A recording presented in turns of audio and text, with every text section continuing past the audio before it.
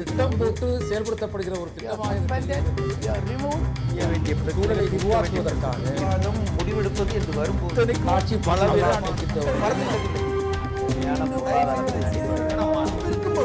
எதிர்த்து பேசிட்டு. வணக்கம், நேர்பட பேசு நிகழ்ச்சிக்கு வரவேற்கிறோம்.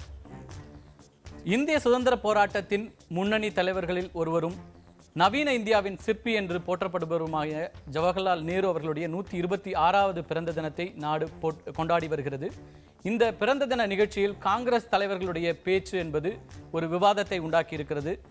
நவீன இந்தியாவின் சிற்பி என்று போற்றப்படுகின்ற நேருவினுடைய இந்த பிறந்த தின விழாவில் காங்கிரஸ் தலைவர்கள் சோனியாவும் ராகுலும் RSS அமைப்பையும் பாஜக மத்தியில் ஆளுகின்ற பாஜக அரசையும் கடுமையாக விமர்சித்திருக்கிறார்கள்.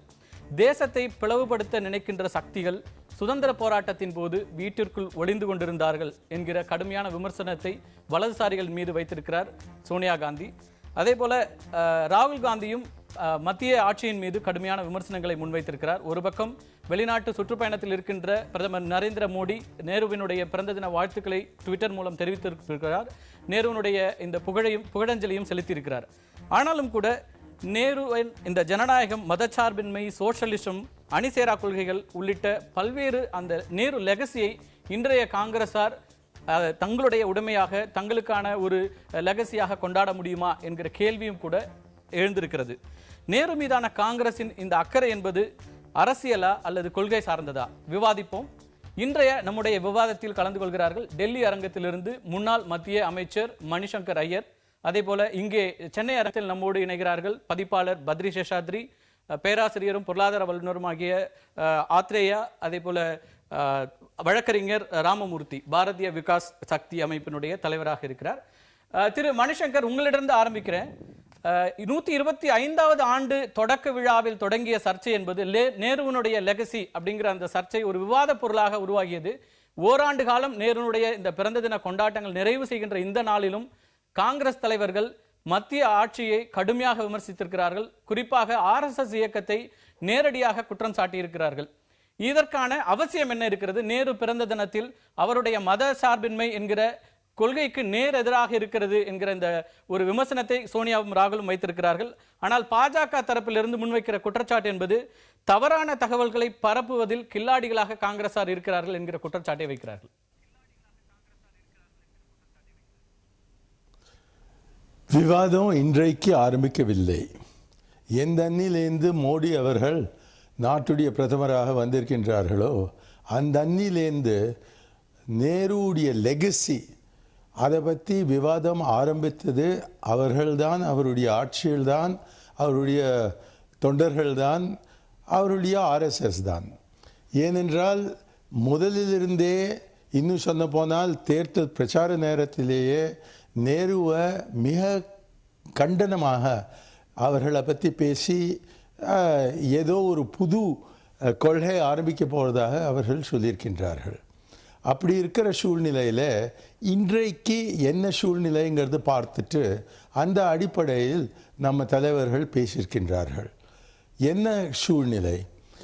நம்ம மட்டும் சொல்லவில்லை, காங்கிரஸை எதிர்த்தவர், எமர்ஜென்சியை கடுமையாக கண்டித்தவர் நயன்தாரா சேகல் ஆரம்பித்த ஒரு ஒரு ஒரு மூவ்மெண்ட் அது முன்னேறி கொண்டு வருகிறது.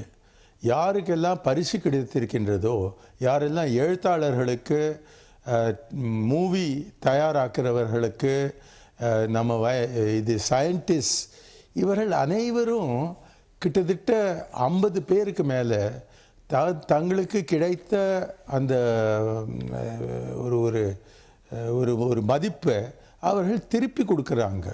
ஏனென்றால் அவருடைய அபிப்பிராயம் ஏதென்றால், நம்ம நாட்டில் எங்கே நம்ம அனைவரும் ஒரு தூய்மையோட ஒரு நட்போட வாழ்ந்து கொண்டிருந்தோமோ, எப்படி நாடு முழுமையாக, எப்படி மாயவரத்தில் நம்ம இஸ்லாமியர்களும் நம்ம இந்துவும் ரொம்ப அமைதியாக வாழ்கி கொண்டிருக்கின்றோமோ, அதை களப்படுறதுக்கு ஒரு பெரிய முயற்சி நடந்து கொண்டிருக்கின்றது.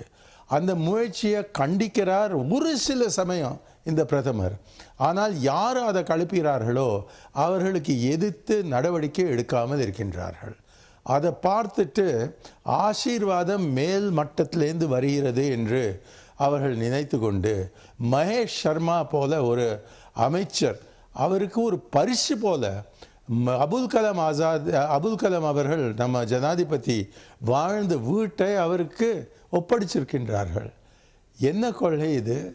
எதற்காக மதச்சார்பின்மையை யாரெல்லாம் எதிர்க்கின்றார்களோ அவர்களை கண்டித்து அவர்களை பதவியிலிருந்து எடுத்து வைக்காமல் தானே ஏதோ ஒரு சில சமயம் நம்ம அப்படி தான் இருக்கோம், எப்படியெல்லாம் நம்ம நாடு எப்போதும் ஒரு டாலரண்ட் சொசைட்டியாக இருந்திருக்குன்னுட்டு அவர் லண்டனில் போய் சொல்கிறார். ஆமாம், எப்போதும் இருந்திருக்கு. ஆனால் இன்னி தேதியில் யார் ஆட்சி நடத்துகிறார்களோ, யார் எஸ்டாப்ளிஷ்மெண்ட்டில் இருக்கின்றார்களோ அவர்கள் இதை கண்டிக்கிறாங்களா? இல்லவே இல்லை. எவ்வளவோ அமைச்சர்கள், எவ்வளவோ நாடாளுமன்ற உறுப்பினர்கள், எவ்வளவோ சட்டமன்ற உறுப்பினர்கள், எவ்வளவோ கட்சி தலைவர்கள் அறக்குறையாக பேசிக்கொண்டிருக்கிற நேரத்தில் அவர்களை தலைமையால் அவர்களை நிப்பாட்ட முடியாமல் இருக்கின்றது. இதெல்லாம் யோகி ஆதித்யநாத், அந்த ஆச்சாரிய கிரிராஜ் கிஷோர், சாத்வி ஜோதி, இப்படிப்பட்ட அமைச்சர்கள் நாடாளுமன்ற உறுப்பினர்களால் ஆரம்பித்த இந்த கெட்ட விஷயங்கள் அதை நிப்பாட்டாமல் என்ன செய்துன்னு வராங்கன்னா, இன்னும் கூடுதலாக இந்த சோம்ங்கிறவர் இருக்கார் இங்கே உத்தரப்பிரதேஷில், அவரும் ஏதோ கொண்டு அரைக்குறையாக பேசுகிறார். மகேஷ் சர்மாவும் பேசுகிறார். அவருடைய பொதுச் செயலாளர் திரு கைலாஷ் விஜய் வரகியா, அவர் தான் ஷாருக் கானுடைய ஆத்மை பாகிஸ்தானில் இருக்குன்னு சொல்லிட்டு அதே நேரத்தில் யோகி ஆதித்யநாத் நீ பாகிஸ்தானுக்கு போகணுட்டு சொல்லிட்டு வராரு. இதெல்லாம் என்ன நியாயமா? இதெல்லாம் ஒரு டாலரண்ட் சொசைட்டி ஒரு உதாரணமா? இப்படியெல்லாம் இருக்கிற சூழ்நிலையில் நம்ம நேருடைய பிறந்த நாளை கொண்டாடி கொண்டிருக்கிற நேரத்தில் இந்த விஷயங்களை பற்றி நம்ம பேசாமல் இருந்தோமானால் எந்த விஷயத்தை பற்றி பேசுறது? நம்ம ஜனநாயகத்துக்கு பெரிய ஆபத்து. ஏனென்றால் நம் ஜனநாயகத்துடைய அடிப்படை இந்த மதச்சார்பின்மை. ரெண்டுக்கும் ஆபத்தாக இருக்கிற நேரத்தில் வேற எந்த விஷயத்தை பற்றி பேசுறது? இல்ல, அதுக்கு தான் பதில் சொல்லும் போது பாஜக தலைவர்கள் இன்னைக்கு சொல்றாங்க, நேருனுடைய 17 ஆண்டு கால ஆட்சி, இந்திரா காந்தியுடைய 15 ஆண்டு கால ஆட்சி, அதற்கு பிறகு 10 ஆண்டுகள் உங்களுடைய யுபிஏ அரசாங்கங்கள், இப்படி 37 ஆண்டுகள் காங்கிரஸ் ஆட்சி இருந்த காலத்தில் விட 18 மாதங்களில் நாங்கள் நிறைய செய்திருக்கிறோம், பாசிட்டிவ் வைப்ரேஷனை கிரியேட் பண்ணியிருக்கோம். அதையெல்லாம் உடைப்பதற்கு இவங்க வந்து lots of life, mission of life அப்படிங்கிற மாதிரி ஒரு கருத்தை முன்வைக்கிறாங்க. நிறைய பொய்களை பரப்புறாங்க காங்கிரஸ் அப்படின்றாங்க. பாசிட்டிவ் வைப்ரேஷன் இருந்தால் என்ன பீகாரில் இவ்வளோ பெரிய அளவில் தோற்றுருப்பாங்களா? நானும் கேட்குறேன். எவ்வளவோ பிரதமர்கள் லண்டனுக்கு போயிருக்காங்க. வேறு எந்த பிரதமர்கிட்ட இது பத்திரிகையாளர்கள் இந்த கேள்வி கேட்டிருக்காங்க, உங்கள் நாடு டாலரண்ட்டாக இல்லையாங்கிறது? இவர்கிட்ட தானே கேட்டிருக்காங்க. ஏன் கேட்டிருக்காங்க? ஏனென்றால் இப்படிப்பட்ட சம்பவங்கள் நடக்கிற நேரத்தில் பிரதமரே வாயை பொத்து கொண்டு ஒன்றுமே சொல்லாமல் இருக்கிறது.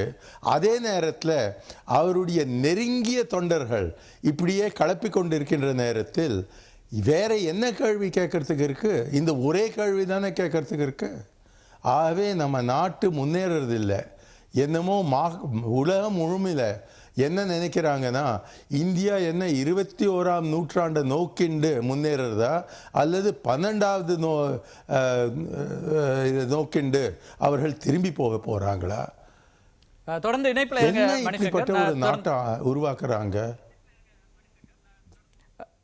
தொடர்ந்து இணைப்புல இருங்க மணிசங்கர், நான் உங்கள்கிட்ட திரும்ப வருகிறேன். திரு பத்ரி, இப்போ ஒரு மதச்சார்பின்மைக்கு மிகப்பெரிய ஒரு அச்சுறுத்தல் ஏற்பட்டிருக்கிறது. அதனால தான் இந்த மாதிரியான விஷயங்களை நாங்கள் நேருவுடைய பிறந்த நாளில் மத சகிப்பு அப்படிங்கிற ஒரு விஷயத்தை, மதச்சார்பின்மையை வலியுறுத்திய நேருவோட பிறந்த நாளில் இதை பேச வேண்டியிருக்கு அப்படிங்கிற ஒரு கருத்தை முன்வைக்கிறார். நீங்கள் எப்படி பார்க்குறீங்க? ஒவ்வொருத்தருக்கும் அவங்களுக்கான ஒரு அஜெண்டான்னு ஒன்று இருக்குது. இன்றைக்கு காங்கிரஸ் பாரதிய ஜனதாவை கடுமையாக எதிர்க்க வேண்டிய ஒரு கட்டாயத்தில் இருக்கும்பொழுது எங்கெங்கெல்லாம் வாய்ப்புகள் இருக்கோ அந்த வாய்ப்புகளை பெரிதுபடுத்தி அதிலிருந்து தங்களுக்கு என்ன மாதிரியான ஆதாயம் கிடைக்கும் என்பதை பார்ப்பதில் இருக்கிறார்கள். அதில் நான் எந்த விதமான கருத்தையுமே சொல்ல முடியாது. எனக்கு இதில் குறைகள் கட்டாயமாக இப்பொழுதைய அரசாங்கத்தில் இருக்குது. மணிசங்கர் ஐயர் சொன்ன பலவற்றை நம்ம ஏற்றுக்கொள்ளத்தான் வேண்டும். ஒரு கடுமையான ஒரு காட்டமான ஒரு விமர்சனம் தலைமையிலிருந்து வந்திருந்தால் இங்கே கீழே இருக்கிறவர்கள் வந்து தன் இஷ்டத்துக்கு வாயில் வந்ததையெல்லாம் சொல்லி கொண்டு இருக்க மாட்டார்கள். அது நடக்க விட்டு அதன் பிறகு இவ்வளவு ஒரு பெரிய எதிர்ப்பு ஏற்பட்டிருக்கிறது என்று புலம்புவதில் பிரயோஜனம் எதுவும் இல்லை. அதனால் தலைமைக்கு வந்து, அதாவது பாரதிய ஜனதா கட்சியின் தலைமைக்கும் ஆர்எஸ்எஸ்க்கும் இதை முளையிலேயே கிள்ளி எரியாமல் விட்டதில் ஒரு பங்கு இருக்கிறது. ஆனால் அதை மட்டுமே வைத்துக்கொண்டு இது ஒன்று தான் பிரச்சனை, அதனால் இதைத்தான் மிகவும் பெரிதுபடுத்தி பேச வேண்டும் என்று காங்கிரஸ் செய்வது வந்து அது தன்னுடைய அரசியல் அந்த இடத்துல. அதில் எனக்கு இதற்கு மேலே வேறும்னு சொல்கிறதுக்கு நம்ம தொடர்ந்து பேசலாம். நேருனுடைய பொருளாதார கொள்கை உள்ளிட்ட பல விஷயங்களை நம்ம இன்னைக்கு பேச வேண்டியிருக்கிறது. திரு ஆத்ரேயா, ஆர்எஸ்எஸ் ரிமோட் கண்ட்ரோலில் இந்த ஆட்சியை நடத்துகிறது அப்படிங்கிற ஒரு குற்றச்சாட்டையும் இன்னைக்கு சோனியா காந்தி முன் வச்சிருக்கிறாங்க. ஒரு பக்கம் மோடியினுடைய ஆட்சி வளர்ச்சி அரசியலை பேசிக் கொண்டிருக்கிறது, எஃப்டிஐ உள்ளிட்ட பல விஷயங்கள் நடந்துட்டு இருக்குது, தேசத்தை நாங்கள் வந்து அடுத்த கட்டத்திற்கு நகர்த்துகிறோம், நிறைய பாசிட்டிவ் எனர்ஜியை உருவாக்கி இருக்கிறோம், வைப்ரேஷன்ஸை கிரியேட் பண்ணியிருக்கோம்னு சொல்றாங்க. இதை நீங்க எப்படி பாக்குறீங்க? அவங்க ஏன் இவ்வளோ குறைச்சி ரிமோட் கண்ட்ரோல்னு சொல்றாங்கன்னு எனக்கு புரியல. டெல்லியில் ஒரு கூட்டம் நடந்துச்சு, ஆர்எஸ்எஸ் கூட்டம். மந்திரிமார்கள் பூரா வந்து ரிப்போர்ட் சப்மிட் பண்ணாங்க, நமஸ்காரம் பண்ணாத குறை தான். அப்படின்னா ஒரு எலெக்டட் கவர்மெண்ட் வந்து ஒரு அன்எலெக்டட் அமைப்புக்கு போய் அக்கௌண்ட் கொடுக்கணுங்கிறது எந்த வகையில் நியாயம்னு எனக்கு புரியல. ஆக அவங்க ரொம்ப பொலைட்டாக சொல்லியிருக்கிறாங்க. இன்னும் வலுவாகவே சொல்லலாம், இன்றைக்கு ஆர்எஸ்எஸ் இந்த அரசாங்கத்தை நேரடியாக பகிரங்கமாக நடத்துகிறது என்று சொல்லலாம். ஆனால் அதுக்காக முரண்பாடுகள்லாம் அவங்களுக்குள்ள இல்லைன்னு சொல்ல மாட்டேன், இருக்கலாம். இப்போது மணிசங்கர் ஐயா சொன்னார், சார் பேசினாங்க. என்ன ஒரு விஷயம் நான் சொல்ல விரும்புகிறேன்னா, ஏதோ ஃப்ரிஞ்ச் எலிமெண்ட்ஸு கீழே இருக்கிறவங்க இல்லை. பீகார் தேர்தல் பிரச்சாரத்தில் மோடி அவர்கள் என்ன பேசினாங்க, அமித்ஷா என்ன பேசினார், பாகிஸ்தானில் வெடி போடுவாங்கன்னு பேசினார், பசுவை கொண்டு வந்து நிப்பாட்டினாங்க. அப்புறம் வந்து என்ன சொன்னாங்க, இந்த மாதிரி வந்து முஸ்லீம்ஸுக்கு கொடுத்துட போகிறாங்க ரிசர்வேஷன் சொன்னாங்க. இது இவங்க காசு கார்டு ப்ளே பண்ணலையா? அப்போ முழுக்க மதவெறியை பிரதமரிலிருந்து எல்லோரும் அங்கே பேசியிருக்கிறார்கள். ஃப்ரிஞ்சுன்னு சொல்லாதீங்க. மகேஷ் சர்மா மத்திய அமைச்சர் என்ன சொல்கிறாரு தாத்ரி இன்சிடெண்ட்டை பற்றி? அதை பற்றி ஒரு மாதம் சும்மா இருந்துட்டு பிரதமர் என்ன சொல்கிறாரு, இந்துவும் முஸ்லீம் சண்டை போடக்கூடாது, வறுமை எடுத்து போராடணும். நான் கேட்குறேன், ஒரு இன்னசென்ட் இந்தியன் முஸ்லீம் சிட்டிசனை அவன் வீட்டில் போய் கொலை பண்ணுறது இந்துக்கும் முஸ்லீமுக்கு சண்டையா? ஒரு சில வெறியர்கள் போய் ஒருத்தர் கொலை பண்ணியிருக்கிறாங்க. நீங்கள் எப்படி அதை பார்க்கணும்? ஆகவே இன்றைக்கு மதச்சார்பின்மை என்பது கடும் அச்சுறுத்தலுக்கு உள்ளாக இருக்கிறது என்பதை நான் ஏற்றுக்கொள்கிறேன், உண்மைதான். ஆனால் என்னை பொறுத்தவரையில் நேரு என்று சொல்லும் பொழுது இது ஒரு முக்கியமான அம்சம். பத்திரி சொன்ன மாதிரி வேறு அம்சங்களும் இருக்குது. நேருவினுடைய பொருளாதார பங்களிப்பில் பல நல்ல விஷயங்கள் இருக்குது, பல விமர்சனத்துக்குரிய விஷயங்கள் இருக்குது. பட் கட்டாயமாக இன்றைக்கு மணிசங்கர் அவர்கள் கூறியதையோ சோனியா காந்தி அவர்கள் முன்வைத்திருக்கிற கவலையோ, அவங்க அரசியல் கட்சி அது ஒரு பக்கம் இருக்கட்டும், சொல்லத்தில் விஷயங்கள்லாம் நியாயம் இருக்குன்னு தான் நான் நினைக்கிறேன். இல்லை, ஒரு பக்கம் நீங்கள் வந்து இப்போ ஆர்எஸ்எஸ் வந்து அவங்க சித்தாந்த தலைமையாக வச்சிருக்கிறாங்க. அப்படி ஒரு தலைமையோட இன்னொன்று அவரே ஆர்எஸ்எஸ்லேருந்து வந்தவர் தான் மோடியுமே. அதை எங்கேயும் அவர் மறுக்கல. அந்த வழிகாட்டுதலை எடுக்கிறதுல என்ன துறை வாரியான பணிகள் சம்பந்தமாக ஆர்எஸ்எஸிடம் வைத்து அக்கௌண்ட் வச்சு ரிப்போர்ட் வச்சு அவங்க ஒப்புதல் பெறுவது என்பது எந்த வகையில்? நீங்கள் வந்து முன்பு யூபி அரசாங்கம் இருந்த பொழுது தேசிய ஆலோசனை குழுவை நீங்கள் எக்ஸ்ட்ரா கவுன்சில் பண்ணின்னு சொல்லிட்டு இருந்தீங்க. அதாவது வந்து அங்கீகரிக்கப்பட்ட இருந்தாங்க. அப்புறம் அது பின்ன அந்த என்சிஎம்பிங்கிறது கவர்மெண்ட் ப்ரோக்ராமாக மாறிச்சு. இது எந்த விதமான ஒரு அஃபிஷியல் சாங்ஷனும் இல்லாமல் இது நடக்கலை. என்டிஏ ஒன்றும் நடக்கலை. ஏன்னா அப்போ பிஜேபி மைனாரிட்டியில் இருந்தாங்க, தேவர் நாட் மெஜாரிட்டி. கடந்த 18 மாதமாக அதே மாதிரி இன்னொன்று சொன்னீங்க, அவர் சார் கூட பேசும்போது சொன்னார், அந்த மாதிரி 18 மாதங்களில் பாசிட்டிவ் வைப்ரேஷன்ஸ்லாம் வச்சு ஒன்றும் பண்ண முடியாதுங்க. 18 மாதங்களில் விவசாயிகளுக்கான விளைபொருள் விலை வந்து சரியாக கொடுக்கப்படலை, கட்டுப்படியான விலை கொடுக்கப்படவில்லை. கிராமப்புற ஊரக வேலை உறுதி சட்டம் நிறுத்தப்பட்டிருக்கிறது, சுருக்கப்பட்டிருக்கிறது. அந்நிய நேரடி முதலீடுகள் வந்தபாடு இல்லை. நாடாக விஜயம் பண்ணி கேட்டுட்ருக்கோம் வழிய ஒன்றும் வந்தபாடு இல்லை. வளர்ச்சி விகிதத்தை பொறுத்த 4 லட்சம் கோடி ரூபாய்க்கு அதெல்லாம், அதாவது மினிஸ்ட்ரியினுடைய வெப்சைட்டில் இருக்கிற கணக்கு வேறு, இவங்க சொல்கிற கணக்கு வேறு. நீங்கள் போகலாம், நீங்கள் கூட ஃபினான்ஸ் மினிஸ்ட்ரி எஃப்டிஐ லிஸ்ட் நீங்கள் பார்க்கலாம். இவங்க என்னெல்லாமோ கூட்டி கழிச்சு சொல்கிறாங்க. பட் மோர் இம்பார்ட்டன்ட், நீங்கள் வந்து மிட் இயர் ரிவ்யூ போய் பாருங்கள். ஃபினான்ஸ் மினிஸ்ட்ரி சைட்டில் சொல்கிறாங்க அவங்க, நாங்கள் வந்து விலைவாசி எப்படி கட்டுப்படுத்தினோம், விவசாயிக்கு விளைபொருளுக்கு விலை கொடுக்கல, கிராமப்புற வேலை ஒரு சட்டத்தை சுருக்கினோம், கிராமத்தில் டிமாண்ட் குறைஞ்சி போச்சு, பேஜ் வளரல, மாடரேட் ஆகிடுச்சுங்கிறாங்க. அது அப்படி ஒன்றா சொன்னோன்னா ஐசிடிஎஸ்க்கு ஒதுக்கீடு குறைச்சிருக்கிறாங்க, எம்டிஎம்முக்கு மிட் டே மீல்ஸுக்கு குறைச்சிருக்காங்க, வளர்ச்சி திட்டங்களுக்கான ஒதுக்கீடு குறைக்கப்பட்டிருக்கிறது, செல்வந்தர்களுக்கான செலவுகள் தொடர்ந்து கூடுதலாக கொடுக்கப்படுகிறது. இப்போ அந்நிய நேரடி முதலும் வர வேண்டாம் என்று யாருடைய கருத்தும் இல்லை. எங்கு வர வேண்டும், எந்த அடிப்படையில் வர வேண்டும், அதுக்காக விவசாய தொழிலாளர்களுடைய உரிமைகளை நீ விட்டுக் கொடுக்க போகிறீங்களா, நாட்டின் நன்மையை சேர்த்து பார்க்க போகிறீங்களா, இல்லை எப்படியா முதலீடு வந்தால் போதும் அப்படின்னு சொல்ல போகிறீங்களான்ற கேள்விலாம் அதில் இருக்குல்ல. பேசுவோம், தொடர்ந்து பேசலாம், நம்ம தொடர்ந்து பேசலாம் சார். இப்போ ரொம்ப முக்கியமாக நேரடியான கேள்விங்கிறது, ஆர்எஸ்எஸ் நாட்டை மதவாத மூலமாக RSS இல்ல இந்துத்துவ அமைப்புகள் மதவாதத்தின் மூலமாக நாட்டை பிளவுபடுத்த முயற்சிக்கின்றன அப்படிங்கிற குற்றச்சாட்டை காங்கிரஸ் மட்டுமல்ல எதிர்க்கட்சிகள் நிறைய பேர் தொடர்ந்து வைக்கிறாங்க. நீங்க தேச விடுதலையின் போது வீட்டை விட்டு வெளியில வரல, பிரிட்டிஷ் ரூலர்ஸோட சேர்ந்து வேலை பார்த்தவங்க எல்லாம் இன்னைக்கு வந்து நாட்டை பற்றி பேசுவது எந்த விதத்தில் நியாயமா இருக்க முடியும்? மதவாதத்தின் மூலமாக நாட்டை துண்டாட நினைக்கிறீங்க அப்படிங்கிற குற்றச்சாட்டு எப்படி வருவீங்க? இல்லை, முதல்ல வந்து ஹிந்துத்துவம் அப்படிங்கிறது வந்து இது வந்து ஒரு வாழ்வியல் நெறிமுறை அப்படின்னு தான் சுப்ரீம் கோர்ட்டே சொல்லியிருக்கிறது. சுப்ரீம் கோர்ட்டை அந்த ஜட்ஜ்மெண்ட்டுக்கு மாறாக வேறு யாரும் எதுவும் சொல்லலை. ஸோ இந்த நாட்டுடைய வாழ்வியல் நெறிமுறை தான் ஹிந்துத்துவம் அப்படின்றது அறியப்பட்ட ஒரு விஷயம். அதில் வந்து மதம் இல்லை. நீங்கள் அதில் வந்து ஹிந்துவோ சைவமோ வைஷ்ணவமோ கிறிஸ்தவமோ இஸ்லாமோ இல்லை. அது வாழ்வியல் நெறிமுறை, அதுதான் அடிப்படையான விஷயம். ரெண்டாவது வந்து என்னென்னா, நேருவினுடைய பாரம்பரியம் பற்றி ரொம்ப சலாகிச்சு பேசுகிறாங்க. பேராசிரியரும் பேசினார், மணிசங்கர் ஐயரும் பேசினார். நேருவுடைய பாரம்பரியத்தை பார்க்கும்போது சில விஷயங்கள் எனக்கும் ஞாபகத்துக்கு வருது. நேதாஜி சுபாஷ் சந்திர போஸ் அவர் வந்து அது விமான விபத்தில் இறக்கலை அப்படிங்கிறது கடைசியாக அந்த முகர்ஜி கமிஷனில் கன்ஃபார்ம் ஆச்சு. நேதாஜி வந்து ரஷ்யாவில் சைபீரியாவில் இறந்துருக்கலாம் அப்படிங்கிற தகவல்கள் இப்போ வர ஆரம்பிச்சிருக்கிறது. சார், நேதாஜி இறந்தாரா இல்லையாங்கிறது ரெண்டாம் பட்சம். நேதாஜி சம்பந்தப்பட்ட ஃபைல்களை ஒரு முழு நேரு உண்மையிலே ஒரு முழு ஜனநாயகவாதியாக இருந்திருந்தால், இவங்க சொல்கிற மாதிரி வந்து ரொம்ப சகிப்புத்தன்மை உள்ளவர், எதிர்கருத்துகளுக்கெல்லாம் மதிப்பு தரவர்.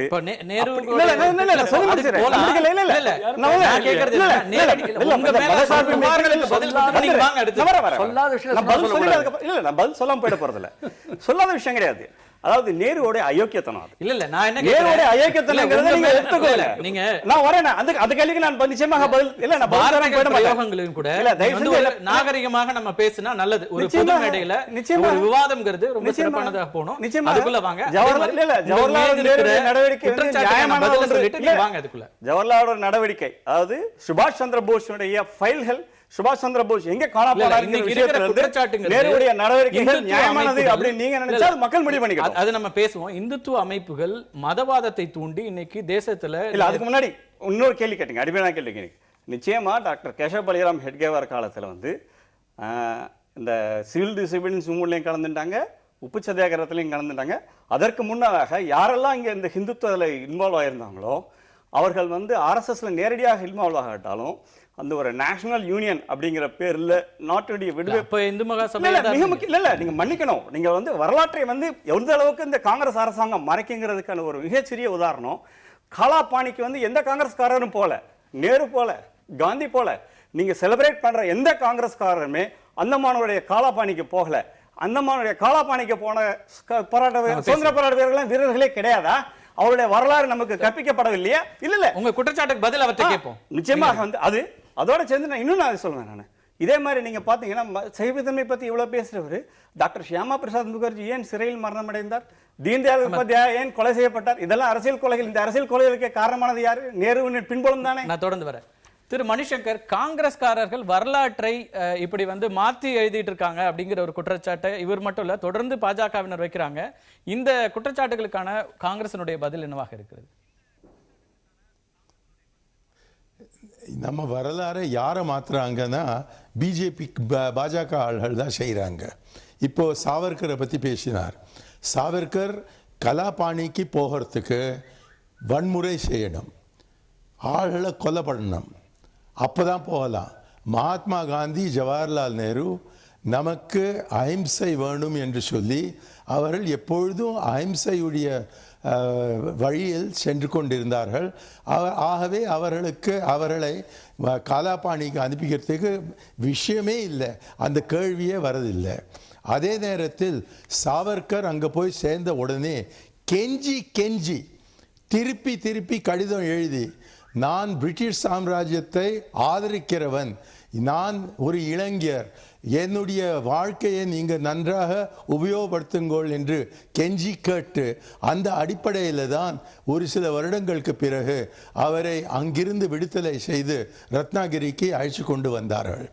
காங்கிரஸ் உடைய முதல்வர் பிஜே கேர் 1937 தேர்தலுக்கு பிறகு அவருக்கு விடுதலை முழுமையாக கொடுத்து நீங்க ஏது செய்ய எந்த அரசியல் செய்ய விரும்புமோ அது செய்யலாம் என்று சொல்லி 1937-8க்கு பிறகு அவர் இந்து மகாசபாவுடைய தலைவராக வந்தார். 1939 காங்கிரஸ் எல்லா ஆட்சிகளும் விட்டுட்டு நம்மளை கேட்காமலே பிரிட்டிஷ் சாம்ராஜ்யம் நம்மளை போரில் இறக்கிருக்கு என்று சொல்லி அப்படி இருக்கிற ஒரு சூழ்நிலையில் சாவர்கர் கோல்வால்கர் 2 பேரும் என்ன செய்தாங்கன்னா, சாவர்கர் சொன்னார் நம்ம கோஆபரேட் பண்ணுவோம், கோல்வால்கர் சொன்னார் வாயை பொத்துண்டு உட்காண்டிருக்கலாம், இல்லாட்டாக்க நம்ம அமைப்பையே அவர்கள் முடிச்சிடுவாங்க என்று சொல்லி 1939 1947 வரைக்கும் அவர்கள் நம் நாட்டுடைய விடுதலைக்காக என்ன செய்திருக்கார் என்று நான் கேள்வி கேட்கிறேன். அதே நேரத்தில் 15ஆம் தேதி ஆகஸ்ட் 1943க்கு விடி சாவர்கர் சொல்லியிருக்கின்றார்கள் வெளிப்பட்ட முறையில் 2 நேஷன் தியரி சரியான தியரி, ஹிந்து முஸ்லிம்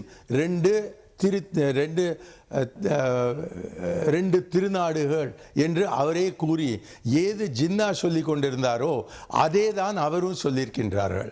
இப்படிப்பட்ட ஒரு சூழ்நிலையில் நம்மளும் சுதந்திரத்துக்காக போராட்டினோம் என்று கூறிக்கொண்டிருக்கின்ற பாஜகவோ ஆர்எஸ்எஸோ அவர்களுக்கு முறையான தத்துவத்தின் அடிப்படையில் பதில் கொடுக்கறதுல என்ன தப்பு என்று நான் கேட்கிறேன்.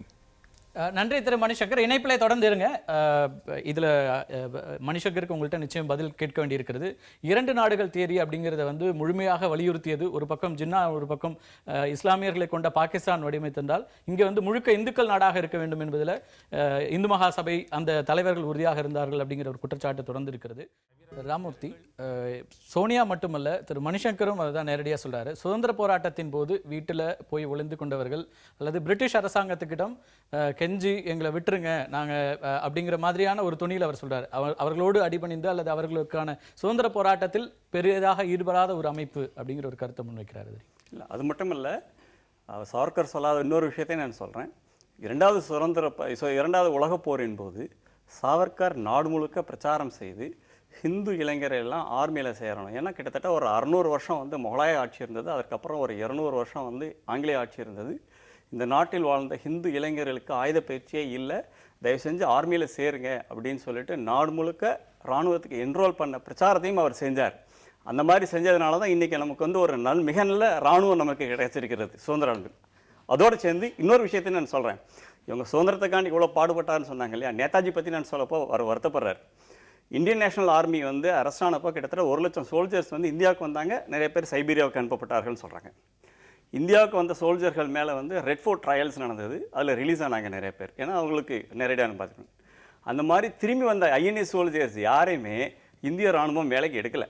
1947 சுதந்திரம் கிடைச்சது இல்லையா, என்ன செஞ்சுருக்கணும், இந்த நாட்டிற்காக இராணுவ ரீதியாக போராடிய ஐஎன்ஏ சோல்ஜர்ஸை இராணுவத்தில் சேர்த்துருக்கணும், சேர்க்கலை இவங்க. அது மட்டுமல்ல, அந்த ரிட்டையர் ஆன சோல்ஜர்ஸ்க்கு பென்ஷன் கொடுக்கவே கிடையாது. எப்போ கொடுத்தாங்க நான் சொல்றேன், 1977 மொரார்ஜி பாய் தேசாய் வந்ததுக்கு அப்புறம் தான், நேருவும் கொடுக்கல, நேருக்கு அப்புறம் இந்திரா காந்தியும் கொடுக்கல. ஆக இது ஒரு முறையான ஒரு வன்மம். என்னுடைய அதாவது இவங்க இப்போ அரசியல் பத்தி இவங்க இவ்வளவு பேசுறாங்க இல்லையா, சைபுதன்மல், இவங்களுடைய வன்மம் நேதாஜி மேல இந்த காங்கிரஸ்காரர்களுக்கும் நேரு குடும்பத்திற்கு இருந்த கோபம் ஐஎன்ஏ சோல்ஜர்களுக்கு மேலேயும் அங்கே வெளிப்பட்டது. அந்த வன்மம் இருக்க போய் தானே அவனுக்கு ஒரு பென்ஷன் கூட இல்லாமல் அவனை சாவடிச்சிங்க. 77 வரைக்கும் எப்படி உயிர் வாழ்ந்திருப்பான். ஆக இல்லை, நீங்கள் சுதந்திர போராட்டத்தில் நிஜமாக போராட்டத்தில் ஈடுபட்ட வீரர்களை என்ன சொல்கிறாரு, வன்முறையில் ஈடுபட்டார்னு ஒரு விஷயம் சொல்கிறாங்க. பகத்சிங்க்கு தூக்கில் ஏற்றுறதுக்கான நாள் குறித்து கொடுத்ததே இதே காங்கிரஸ்காரர்கள் தான். ஆக நீங்கள் ஆயுதம் தாங்கி பகத்சிங் தேதி குடிச்சது, தூக்கு தேதி குடிச்சது யாரு, வரலாற்றை பறிச்சு பாருங்க, இதே காங்கிரஸ்காரர், இதே நேரு தான். அதுவும் நம்ம பாட்டுக்கு புது வரலாறுகளையும் புது வரலாறு இல்லை, இது ரெக்கார்டட் ஹிஸ்டரி. இது இப்போ இவரே கூட பாருங்களேன், ஆயுதம் தாங்கிய போராளிகளை அவர் ஒரு சுதந்திர போராட்ட வீரராக ரெகக்னைஸ் பண்றதுக்கே தயாரா இல்லையா மணிசங்கர், இங்கே இந்த இவ்வளவு வருஷம் கழிச்சும் கூட. ஆக இவர்களுக்கே இவ்வளவு இருக்கும்போது காங்கிரஸ் கட்சியினை தவிர்த்து வேற யாரும் சுதந்திர போராட்ட வீரர்கள் இல்லவே இல்லை அப்படிங்கிறது முழுப்பு செய்ய சோத்தனிக்காயில் மறைக்கிறது தானே. ஐஎன்ஏவோட ரோல் இதுல ஒண்ணுமே இல்ல. மற்றவங்கள விடுங்க, சர்க்காரை விடுங்க, ஐஎன்ஏவோட ரோல் இதுல ஒண்ணுமே கிடையாதா இந்திய சுதந்திர போராட்டத்துல? ஐஎன்ஏக்கு நம்ம இல்ல, அந்த ஐஎன்ஏ வீரர்களுக்கு ஏன் நீங்க உங்களோட குற்றச்சாட்டு அவர்கிட்ட பதில் இல்ல, அவர்கிட்ட பதில் வாங்கிப்போம். திரு மணிசங்கர், ஐஎன்ஏ வீரர்களை புறக்கணித்தது நேரு அரசாங்கம் அப்படிங்கிற ஒரு காங்கிரஸ் புறக்கணித்தது அப்படிங்கிற ஒரு குற்றச்சாட்டை அவர் வைக்கிறார். அதை எப்படி பாக்குறீங்க? அது சரியா இருக்கு அவருடைய தகவல் அப்படிங்கிறது? அர்த்தமில்லாத குற்றச்சாட்டுறோம். நேருவே அது அவர் விடுங்கோ, பாக்கி பேரும் போயிருந்தாங்க. இந்த 3 பேரை கைது செய்து ரெட் ஃபோர்ட்ல ட்ரையல் நடத்தினார்களே, அவர்களை காப்பாற்றுறதுக்கு அவர்களுக்காக பேசுறதுக்கு யாரெல்லாம் சென்றால்? நேருவே சென்றால், விட்டல் பாய் பட்டேலே சென்றார். யாரு சொல்றார்? ஐஎன்ஏ ஒரு சுதந்திர போராட்டத்தோட கலந்து கொண்டிருக்கின்ற ஒரு சக்தி. அதை நாம் ஏற்றுக்கொள்ளுறோம். எப்பொழுதும் நம்ம அதை ஏற்றுக்கொள்ளிருக்கின்றோம். எப்பொழுதும் சுபாஷ் சந்திர போஸ் நம்ம நாட்டுடைய ஒரு பெரிய தலைவர். அவர் சுதந்திர போராட்டத்தில் பெரிய இடம் எடுத்திருக்கார் என்று நம்ம தான் சொல்லிட்டு வரோம். அவருக்கும் RSSக்கும் என்ன சம்பந்தம்? அவருக்கும் இந்து மகாசபாக்கு என்ன சம்பந்தம்? அவர் தானே உருதுல பேசினார். ஆசாத் ஹிந்த் ஃபௌஜ். இந்த 3 வார்த்தைகளும் உருதுவோட சார்ந்திருக்கின்றது. அவர்களோடு ரொம்ப இணைப்போடு இருந்த தொண்டர்கள், அவர்கள் அனைத்து இஸ்லாமியர்களும் இதில் இருந்தார்கள். ஆகவே சுபாஷ் சந்திர போஸ இவர்கள் திருடத்துக்கு பார்க்கிறார்களே, அதை நம்ம எதிர்க்கிறோம்.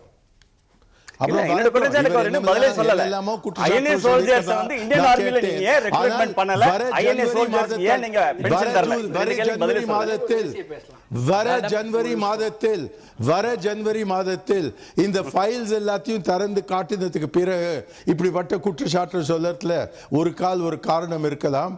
ஆனால் இந்தி தேதியில ஒண்ணுமே தெரியாமல் இவர்கள் இப்படி எல்லாம் சுபாஷ் சந்திர போஸும் நேருவுடைய நெருங்கிய தொண்டவர், ஒரு பெரிய ஃப்ரெண்ட்ஷிப் இருந்தது. அவர் தான் திருமணம் நடக்கிற நேரத்தில் அவரோட இருந்தார். அவர் இப்படி இருக்கிற சூழ்நிலையில் இப்படியெல்லாம் பேசுறது வரலாறை எதிர்த்து அதை மீறி பேசுறது தான் ஆகும். ஆகவே நான் இந்த குற்றச்சாட்டத்தை ஏற்றுக்கொள்றதுக்கு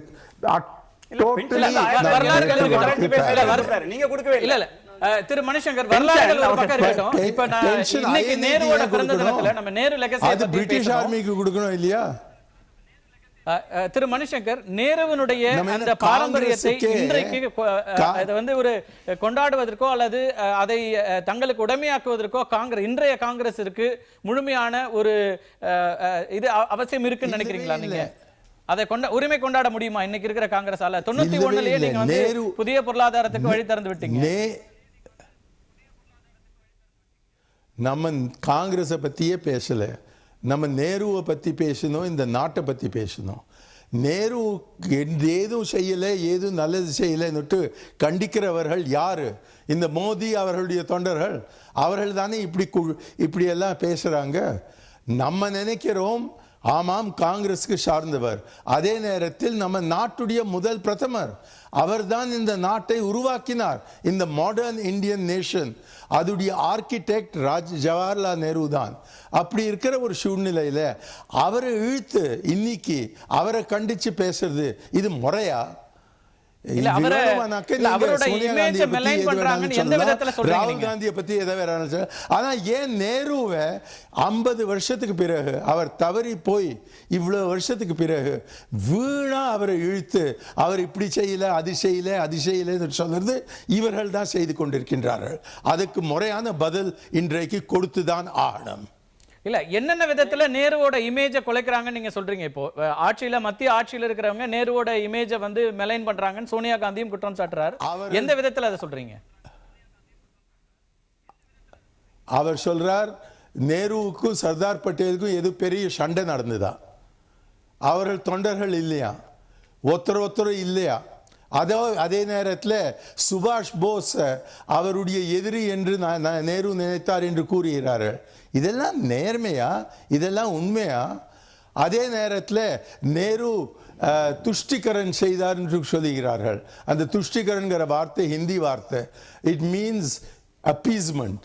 இந்த அப்பீஸ்மெண்ட் செய்கிறான்னு இன்னி வரைக்கும் சொல்லி கொண்டு வருகிறார்கள்.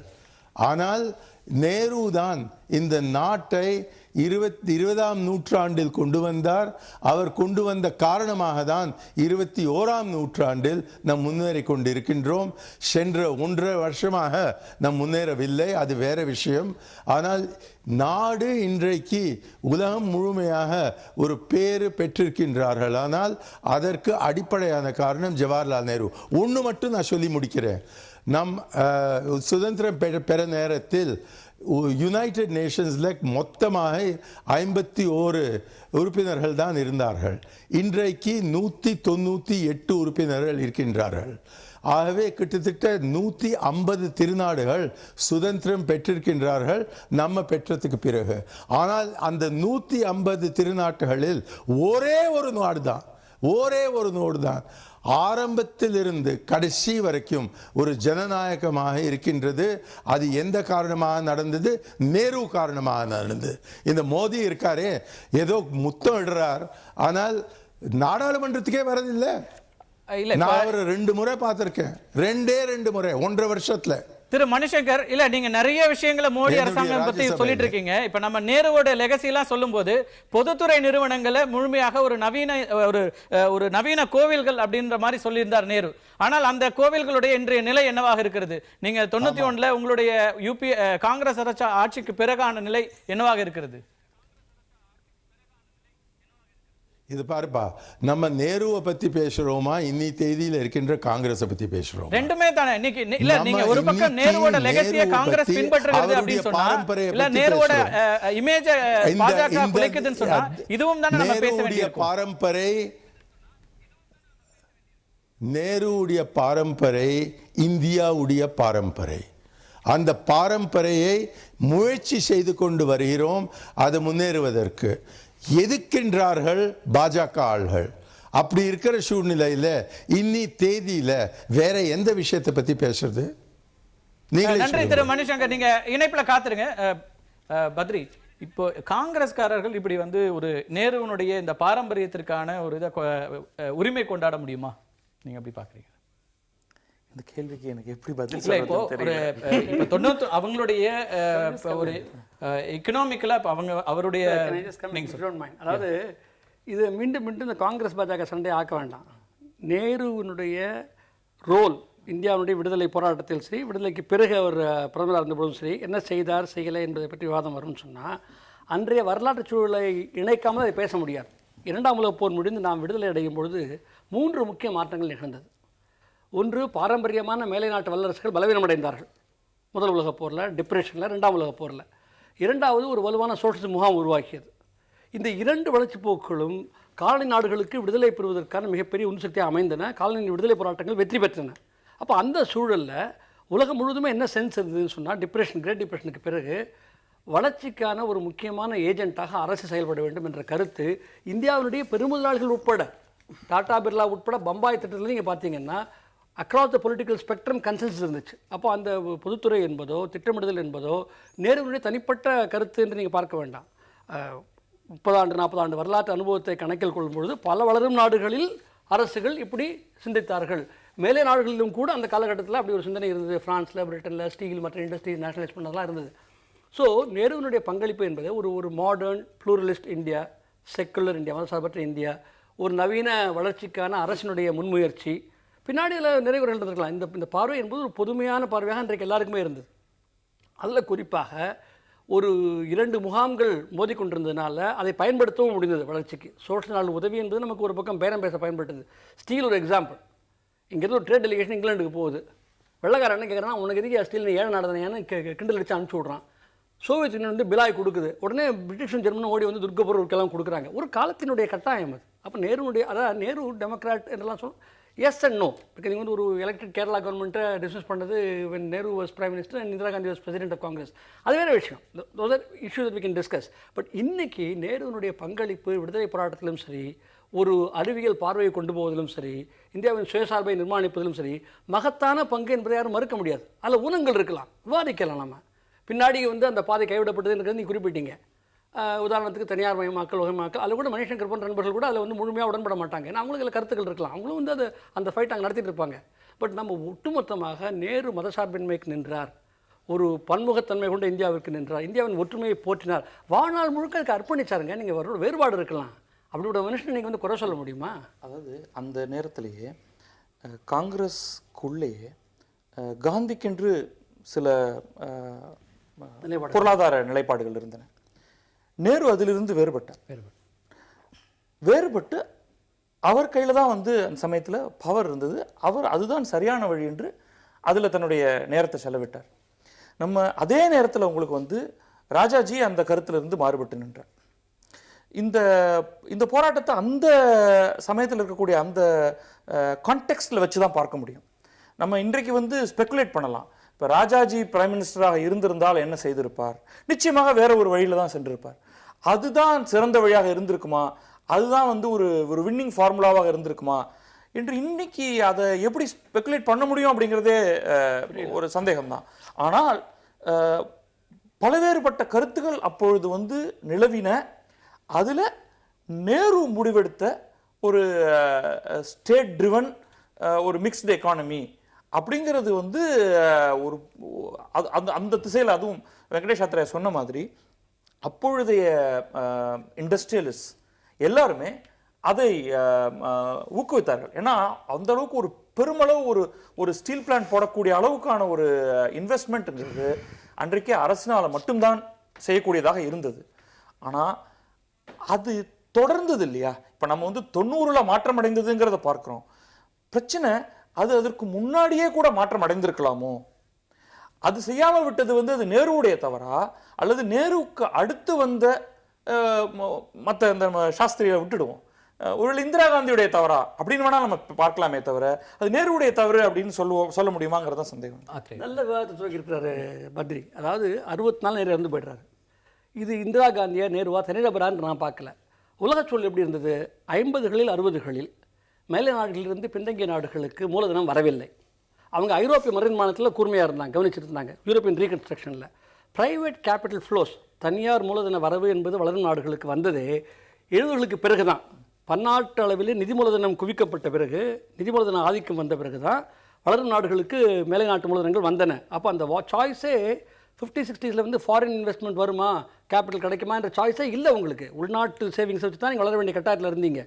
70களுக்கு பிறகு 80களில் வரும்பொழுது பல நாடுகளுடைய உதாரணங்கள் சொல்லப்பட்டது. ஆனால் என்ன பிரச்சனைனா, இப்போ தென்கொரியாவாக இருக்கட்டும் அல்லது வந்து தைவானாக இருக்கட்டும், இந்த உதாரணங்களில் என்ன பிரச்சனை இருக்குதுன்னு சொன்னால், அந்த நாடுகளில் நிலச்சேதத்தை நிறைவேற்றப்பட்டது, நாடுகளில் அரசு முக்கியமான பங்கு வகித்தது, அந்த நாடுகளில் வந்து பொது முதலீடுகள் மேற்கொள்ளப்பட்டு கல்வியும் ஆரோக்கியமும் உறுதிப்படுத்தப்பட்டன சீனாவை போலவே. அதுக்கு பிறகு அவங்க பெருமளவிற்கு வந்து அந்நிய மூலத்தையும் பயன்படுத்த முடிந்தது, உள்நாட்டு மூலத்தையும் பயன்படுத்த முடிந்தது. இந்தியா அதை எதையுமே செய்யலை. நீங்கள் ஒரு அடிப்படையாக நிலச்சீர்திருத்தம், அரசு வந்து ஒரு வலுவான கட்டமைப்பை நிர்மாணிப்பது, கல்வி ஆரோக்கியத்தில் முதலீடுகளை மேற்கொண்டு மக்களை வலுப்படுத்துவது என்று ஒன்றுமே செய்யாமல் உலகமயமாக்கும் மன்றம் சொன்னால் அப்படி நடக்காதுல்ல. அதெல்லாம் பிரச்சனை இருக்குது இதில். அதே மாதிரி அவரோட பொருளாதார கொள்கை அந்த இதில் இந்த பாயிண்டில் உங்களுக்கான கருத்து இருக்கிறதா? நிச்சயமா நேரு வந்து ஒரு சுதந்திரத்துக்கு அப்புறமாக 2 நிமிஷம் தான், சுதந்திரத்துக்கு அப்புறமாக வந்து ஒரு பொருளாதாரத்தை கட்டமைத்த ஒரு சிற்பி அப்படிங்கிற ஒரு பிம்பம் வந்து கட்டப்பட்டிருக்கின்றது. நான் 2 புத்தகங்களை சுட்டிக்காட்ட விரும்புகிறேன். 2மே ஆய்வு புத்தகங்கள். ஒன்று வந்து மேசச்சூசெட்ஸ் இன்ஸ்டியூட் ஆஃப் டெக்னாலஜி, அதில் வந்து party building in a new nation சொல்லிட்டு, அந்த party Congress as a party நேருவோடைய எப்படி ப்ராக்டிஸ் பண்ணார், அவருடைய கொள்கைகள் சமைப்பு. 2வது புத்தகம் வந்து குன்னார் மிர்தல் ஏசியன் ட்ராமான்னு சொல்லிட்டு ஒரு புத்தகம் எழுதியிருக்காரு. ஏசியன் ட்ராமான்றது வேறு ஒன்றும் கிடையாது, தென்னாசியவனுடைய பொருளாதாரம் சம்மந்தப்பட்ட புத்தகம். படிச்சிருப்பீங்கன்னு நான் நினைக்கிறேன். 2மே இது 2மே படிக்கும்போது மிக முக்கியமான விஷயம், உலக நாடுகள் எல்லாமே நம்மளை கிண்டல் பண்ணுற அளவுக்கு ஹிந்து ரேட் ஆஃப், ஏன்னா நம்மளுடைய வளர்ச்சி விகிதம் அப்போது 3% 3.5%. அது வந்து கிண்டலாக உலகம் முழுக்க ஹிந்து ரேட் ஆஃப் குரோத்னு கிண்டல் செய்யப்பட்டது. அது ஏசியன் ட்ராமாவில் அது கின்னர் மிர்தல் அது சொல்லியிருக்காரு. ஸோ நேருவுடைய பொருளாதாரம் அந்த அந்த லட்சணத்தில் அங்கே அப்போ போயிருந்துருக்குது. 2வது வந்து என்னென்னா, அவர் வந்து சோசலிசம், மிக்சட் எக்கானமி, சோசலிசம் ப்ராக்டிஸ் பண்ணதாக ஒரு பிம்பம் இருந்தது. அந்த பார்ட்டி பில்டிங் இன் நியூ நேஷன் அந்த புத்தகத்தை அது முழுக்க 2மே ஆய்வறிக்கைகள். ஸோ அது படித்து பார்த்தா தெரியும் உங்களுக்கு, நேருக்கு வந்து என்னென்னா காங்கிரஸ் கட்டமைப்புங்கிறத விட அவருக்கு வேண்டிய பெருமுதலாளிகளுக்கான ஒரு கிரானிக் கேபிட்டலிசம் தான் அவர் ப்ராக்டிஸ் பண்ணியிருக்கார்.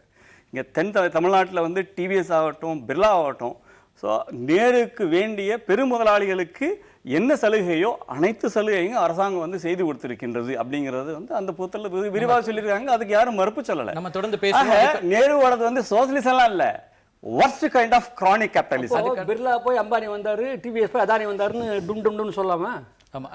தொடர்ந்து அது மணிசங்கர் அவர்களுக்கு அதுக்கான விளக்கம் நம்ம கேட்க வேண்டி இருக்கிறது. அதே போல நேருவனுடைய வெளிநாட்டு கொள்கை விஷயங்களும் இன்றைக்கு பின்பற்றப்படுகின்றன என்கிற கேள்விகளும் எழுந்திருக்கின்றன. திரு மணிசங்கர், ராமமூர்த்தி வச்ச குற்றச்சாட்டுகளை கேட்டிருப்பீங்க. நேரு பின்பற்றிய அந்த பொருளாதார கொள்கை அப்படிங்கிறதும் கூட ஒரு குரோனிக் கேபிட்டலிசம் அப்படிங்கிற ஒரு குற்றச்சாட்டை நேரடியாக வைக்கிறாரு. அதுவும் உங்களோட இறுதியான வாதத்தையும் தொகுத்து சொல்லிடுங்க. நான் ஒப்புத்துக்கிறேன். எந்த சோஷலிசத்தை பற்றி ஜவஹர்லால் நேரு 1936 பேசினாரே, அதே சோஷலிசத்தை தானே மாற்றி 1955 ஆவடியில் நடந்த காங்கிரஸில் அவர் என்ன சொன்னார்? சோஷலிசம்ங்கிற வார்த்தை உபயோகப்படுத்தாமல் அவர் சோஷலிஸ்ட் பேட்டர்ன் ஆஃப் சொசைட்டி என்று சொன்னார். அதே நேரத்தில் வெளிநாட்டிலிருந்து வந்திருக்கின்ற எவ்வளவோ கம்பெனிகளை அவர் நேஷ்னலைஸ் செய்தார். ஆனால் டாட்டாவை அவர் நேஷ்னலைஸ் செய்தாரா? பிர்லாவை செய்தாரா? டால்மியாவை செய்தாரா? டிவிஎஸ்ஸை செய்தாரா? இல்லவே இல்லை. ஏனென்றால் அவர் நினைத்தார், எங்கெல்லாம் பொருளாதார வளர்ச்சி பெறுவதற்கு ஆட்சியுடைய அவசியமோ அங்கே தான் ஆட்சிக்கு வரணும். அதுதான் முக்கியமான இது ஏரியாஸாக இருந்தது. ஆனால் நம்ம சோவியத் யூனியனில் நீங்கள் பார்த்தேடானால் விவசாயத்தில் சோஷலிசம் வந்தது, நம்ம நாட்டில் வரவில்லை. ஏனென்றால் நேருவுடைய சோஷலிசம் ஒரு இந்திய சோஷலிசம். அந்த இந்திய சோஷலிசத்தில் அவர் என்ன சொன்னார்னா, ஜனநாயகம் தான் முக்கியமான விஷயம், அதில் எந்த விதமான ஒரு மாற்றல் கொண்டு வரதுக்கு நான் தயாராக இல்லை. ஆனால் நம்ம நாட்டுடைய பொருளாதார கொள்கைகளில் எந்த அளவுக்கு ஆட்சி அவசியமோ அந்த அளவுக்கு நான் ஆட்சியை கொண்டு வருவேன். எந்த அளவுக்கு இந்த பிரைவேட் செக்டர் தன்னுடைய வேலையை சரியாக செய்யாமல் ஆள்களை அவர்கள் எக்ஸ்ப்ளாய்ட் பண்ணுறாங்களோ அதை நிப்பாட்டுவேன் என்று சொல்லி ஒரு புது கொள்கை, ஒரு இந்திய சோஷலிசம் அவர் உருவாக்கினார். அது எவ்வளோ வெற்றிகரமாக நடந்ததுங்கிறது பார்த்ததுக்கு பிறகுதான் 1991 நேருவால் செய்த காரணமாக இந்தியன் இக்கானமி எப்படி இருந்ததோ 1947 அதில் பெரிய மாற்றல் வந்திருக்குங்கிறது 1991 ஏற்றுக்கொண்டு அதற்கு பிறகுதான் நம்ம பொருளாதார கொள்கையில் மாற்றல் கொண்டு வந்தார்கள். ஆனால் என்ன கேட்டால் நம்ம கூடுதலாக பிரைவேட் செக்டர் பக்கம் போனோம். ஆகவே நான் தொடர்ந்து 1991 மேற்கொண்டு இன்னி வரைக்கும் காங்கிரஸ்குள்ளே இருக்கிற நேரத்தில் நம் ரொம்ப கூடுதலாக ரைட்டிஸ்டாக போயிருக்கோம், இன்னும் நமக்கு திரும்பி வரணும் என்று நான் சொல்லி கொண்டு வருகிறேன். எனக்கு என்ன பெருமைனா, இவ்வளோ ஆண்டு காலம் போராட்டம் செய்ததுக்கு பிறகு சோனியா காந்தி திருப்பி அந்த சோஷலிசம்ங்கிற வார்த்தையை உபயோகப்படுத்த ஆரம்பிச்சிருக்கின்றார்கள் போன தேர்தல் முடிந்ததுக்கு பிறகு. நன்றி நன்றி திரு மணிசங்கர். நம் அதே வகையில் இருக்கோம். ஆனால் எல்லாமே கண்ணை மூடிட்டு ஒன்றும் மாறவில்லை என்று சொல்றது அது தப்பு என்று கருதி எந்த மாற்றல் கொண்டு வரணுமோ அது செய்யறது. ஆனால் அடிப்படையான கொள்கையை மாற்றக்கூடாது. நன்றி நன்றி திரு மணிசங்கர். பத்ரி அவரே சொல்றாரு, நாங்கள் வந்து ரைட்டிஸ்ட் இதுக்குள்ள வந்திருக்கோம் அப்படிங்கிறார். இந்த அப்ரோச் அவர் வந்து காங்கிரஸ் ரொம்ப வலது பக்கம் போனதுனால கொஞ்சம் இடதை நோக்கி சோஷலிசம்ங்கிற ஒரு வார்த்தைக்குள்ள திரும்ப வரணும்னு அது கிட்டத்தட்ட UPA 2 வந்து அதில் நிறைய அட்டெம்ப்ட் அதில் நடந்தது. ஆனால் அது சரியான பாதையாக எனக்கு தோணலை. UPA 1 நடந்தது இடத்துல இல்ல அந்த உணவு பாதுகாப்பு திட்டம் அப்படிங்கிறது எல்லாமே ஒரு விதத்துல ரொம்ப குறைவா இருக்கு. ஸோ எனக்கு வந்து அந்த 1990s ப்ராசஸ் இன்னும் தொடர்ந்து செய்யப்படணும். அதே சமயம் அதில் இருக்கக்கூடிய அந்த இன்எஃபிஷியன்சிஸை குறைக்கணும். அது இப்பொழுது இருக்கக்கூடிய ஆட்சி செய்யும்னு நான் நம்புகிறேன். பல்வேறு கான்ட்ரவர்சியில் சிக்காமல் இருந்திருந்தால் அதெல்லாம் ஒழுங்காக நடக்கும். பட் ஐ டோன்ட் நோ இப்போ எப்படி போகும் தெரியல. அதாவது 90களில் வந்த கொள்கை மாற்றம் என்பது ஏற்கனவே பின்பற்றப்பட்ட வளர்ச்சி பாதையினுடைய நெருக்கடியின் விளைவாகத்தான் வருதுங்கிறது ஒரு ஆஸ்பெக்ட், உள்நாட்டு ஆஸ்பெக்ட். அது ஏனென்று சொன்னால் வளர்ச்சிக்கான வளங்களை அரசு திரட்ட வேண்டும். அப்போ தான் தொடர்ந்து புது முதலீடுகள் மேற்கொள்ள முடியும், நாட்டை முன்னேற்றி கொண்டு செல்ல முடியும். ஆனால் நீங்கள் பணக்காரனுக்கு வலிக்கவே கூடாது, வரியே போட மாட்டேன், போட்ட வரியும் வசூல் பண்ண மாட்டேன் அப்படின்னு சொல்லிட்டு இருந்தீங்கன்னா வளங்களை நீங்கள் திரட்ட முடியாது. அப்போ வளங்களை திரட்டக்கூடிய அரசியல் தைரியம் இல்லாத அரசு எங்களால் முடியாது, தனியாருக்கு விட்டுருவோங்கிற மாதிரிலாம் போகும். ஒன்று, பன்னாட்டு அளவிலும் சோஷலிச பின்னடைவு, ஒரு துருவ உலகம், அமெரிக்காவுடைய ஆதிக்க நிலைமை, பன்னாட்டு கம்பெனிகள் உங்களுக்கு தொழில்நுட்பத்தை தர முடியாமல் தடுக்கும் நிறுத்த முடியுங்கிற ஒரு அவங்களுடைய தைரியம் இதெல்லாம் வரும்பொழுது சில மாற்றங்கள் தவிர்க்க முடியாமல் நிர்பந்தமாக நமக்கு வந்திருக்கலாம். இன்றைக்கு நான் என்ன சொல்வேன்னா, பல நாடுகள் உலகத்தில் இருக்குது, அவர்களுக்கிடையே இன்றைக்கு போட்டிகள் கூடிக்கொண்டு வருது. இந்த பலதுருவ உலகத்தில் நம்ம சொந்த காலில் நின்று உலகமயத்தை நம்முடைய விருப்பத்துக்கேற்றவாறு பயன்படுத்தி கொண்டு முன்னேற முடியும். ஆனால் அதற்கு செல்வந்தர்கள் வலிக்காமல் வளர முடியும் என்ற கருத்து சரியல்ல. நன்றி. நேரம் ரொம்ப குறைவா இருக்கு, இன்னொரு நிகழ்ச்சியில் பேசலாம். நவீன இந்தியாவுடைய சிற்பி என்று போற்றப்படுகின்ற நேருவனுடைய இந்த பிறந்த தினத்தில் நாடு அடுத்த கட்டமாக ஒரு முன்னேற்றமான பாதையை நோக்கி செல்ல வேண்டும் என்பதே அனைவரின் விருப்பமாகவும் இருக்கிறது. மீண்டும் ஒரு நிகழ்ச்சியில் சந்திக்கலாம். நன்றி, வணக்கம். காட்சி